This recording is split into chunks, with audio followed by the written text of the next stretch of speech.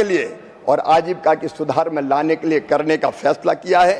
और इसके लिए माननीय अध्यक्ष महोदय, हमने एक नहीं अनेकों योजनाएं बनाई है। एक है हमारी किसान ई मित्र, और किसान ई मित्र ये आवाज आधारित एआई चैटबॉट है।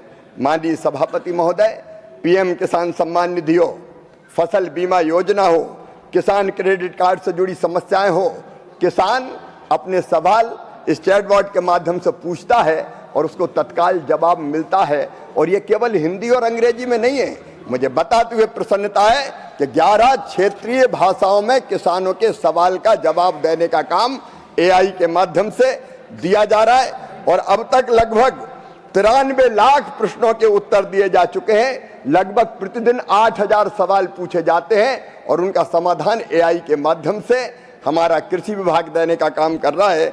वैसे ही माननीय सभापति महोदय, कई बार फसलों में कीट लग जाते हैं, वायरस अटैक हो जाता है, फसल खराब होती, तब किसान को जरूरत पड़ती कि तत्काल वो सलाह लें। अब हमने नेशनल पेस्ट सर्विलेंस सिस्टम एक बनाया है। अगर अपने पौधे का पत्ती का फोटो खींच के भी किसान मोबाइल के माध्यम से डाल देता है तो तत्काल उसको बताया जाता है कि कौन सा रोग है, कौन से कीट का प्रकोप है और उससे बचने के लिए किसान को कौन सी दवाई डालना चाहिए। ये काम भी राष्ट्रीय कीट निगरानी प्रणाली के माध्यम से कर रहे हैं। माननीय सभापति महोदय, इसके अलावा एआई के माध्यम से मानसून के पूर्वानुमान की सूचना भी दी जाती है।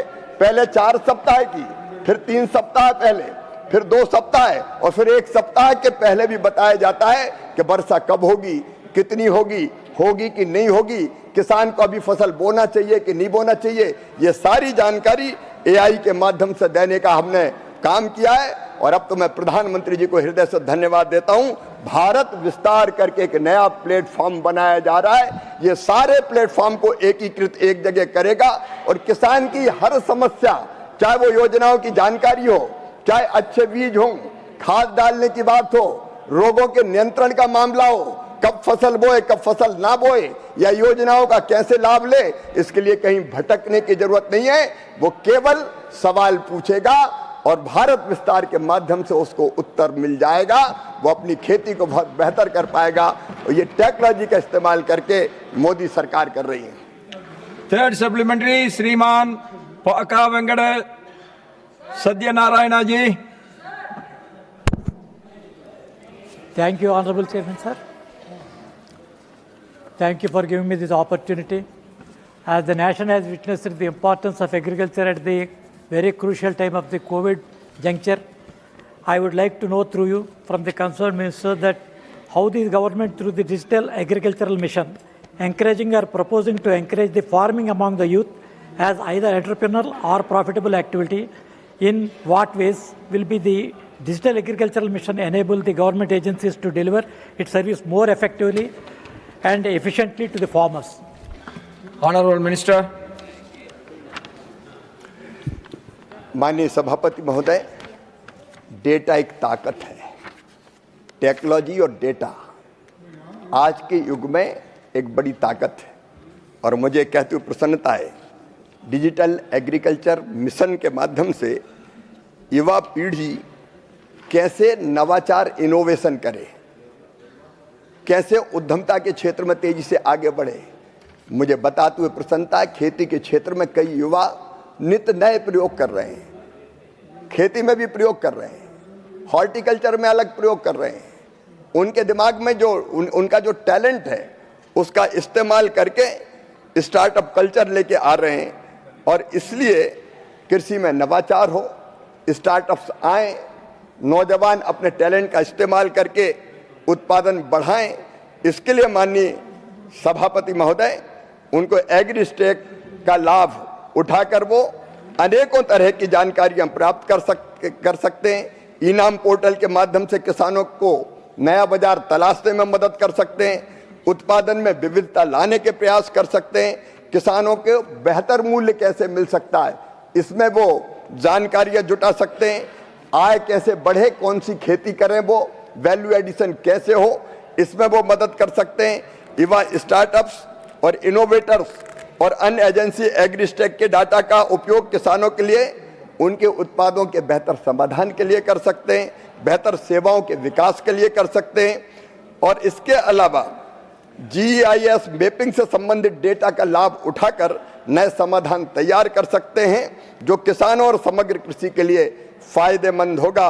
डिजिटल क्रॉप सर्वे करने में, युवा कृषि सखी सर्वेक्षण करने में और राज्यों की नीति के अनुसार योगदान करके अपनी आय बढ़ाने में और आय और बेहतर करने में इसका उपयोग कर सकते हैं। Fourth supplementary, Shriman Masan Rao Yadav Bidaji. Sir, respected sir, thank you for giving me the opportunity to raise the supplementary question. Next. Sir, while digital agriculture initiatives such as AgriStack and digital crop survey are intended to improve service delivery to farmers, timely settlement of crop insurance claims remains critical, especially for crops with short production cycles of 3 months or less. Delays in assessment and payout can significantly affect farmers' liquidity and their ability to reinvest in the next crop cycle, sir. In this context, I would like to ask the Honorable Minister through you, sir, whether these digital agriculture platforms are being leveraged to fast-track crop loss assessment and insurance claim processing, and what measures are being taken to ensure time-bound settlement for short-duration crops, sir. Thank you, sir. Honorable Minister. माननीय सभापति महोदय, बहुत महत्वपूर्ण सवाल पूछा है। प्रधानमंत्री फसल बीमा योजना जिन किसानों की फसलें तबाह और बर्बाद हो जाती है उनके लिए वरदान है और मुझे बताते हुए खुशी है कि करोड़ों किसानों ने फसल बीमा योजना का लाभ उठाया है। आपने बिल्कुल सही कहा, निश्चित समय सीमा के अंदर किसानों को फसल बीमा में के अंतर्गत फायदा मिलना चाहिए अगर फसल का नुकसान हुआ है। और इसके लिए माननीय अध्यक्ष महोदय, मैं आपको बताना चाहूँगा, हमने 2,90,00,000 किसान आईडी को राष्ट्रीय फसल बीमा पोर्टल से जोड़ने का काम किया है। किसान आईडी के माध्यम से माननीय अध्यक्ष महोदय, मैं केवल एक उदाहरण देना चाहूँगा। महाराष्ट्र सरकार का फसलों का नुकसान हुआ, व्यापक नुकसान हुआ असमय बारिश के कारण। 89 लाख किसानों को, 89 लाख किसानों की फसल की क्षति का आकलन सैटेलाइट आधारित रिमोट सेंसिंग के माध्यम से 5 दिन के अंदर करके 89 लाख किसानों के खाते में 14 करोड़ रुपए सीधे ट्रांसफर करने का चमत्कार इसी के कारण संभव हुआ। और इसलिए मैं माननीय सदस्य को आश्वस्त करना चाहता हूं, हमने फसल बीमा योजना में भी कई तरह के परिवर्तन किए। जैसे एक आपने देरी की बात कही, हमने ये तय कर दिया है कि 1 महीने के अंदर राज्य सरकार को नुकसान जो हुआ है, रिमोट सेंसिंग के माध्यम से तो तत्काल पता चलता है कितना नुकसान हुआ है, लेकिन कई सरकारें अब इसको नहीं अपना रही। 1 महीने के अंदर उनको क्षति के आकलन करके जानकारी देनी पड़ेगी कि नुकसान कितना हुआ है। और उसके बाद सारी औपचारिकताएं पूरी होने के बाद ये जरूरी है कि बीमा कंपनी 21 दिन के अंदर क्लेम सेटल कर दे, 21 दिन के अंदर। और 21 दिन के अंदर अगर बीमा कंपनी क्लेम सेटल नहीं करेगी तो 12% की दर से उन पे ब्याज लगेगा जो किसान के खाते में सीधा डालने का काम किया जाएगा। हमने ये भी तय किया है कि राज्य सरकार कई बार अपना हिस्सा नहीं डालती, केंद्र अपना पैसा दे देती। मैं किसी एक राज्य सरकार की बात नहीं कर रहा, कई बार डिले होता है। अगर ऐसा डिले हुआ तो 12% ब्याज राज्य सरकार के ऊपर भी लगाया जाएगा जो सीधे किसान के खाते में डाला जाएगा। तो एक तो टेक्नोलॉजी का इस्तेमाल करके माननीय सभापति महोदय तत्काल क्लेम सेटल हो जाए, इस बात का प्रयत्न लगातार हम लोग कर रहे हैं। और मैं आपके माध्यम से किसान भाइयों को आश्वस्त करना चाहता हूं, चाहे बीमा हो चाहे ऋण हो, पहले किसान को अगर लोन लेना होता था तो बैंकों में कई तरह के कागजों की पूर्ति करनी पड़ती थी। अब ये ले आओ, अब ये ले आओ, अब ये ले आओ।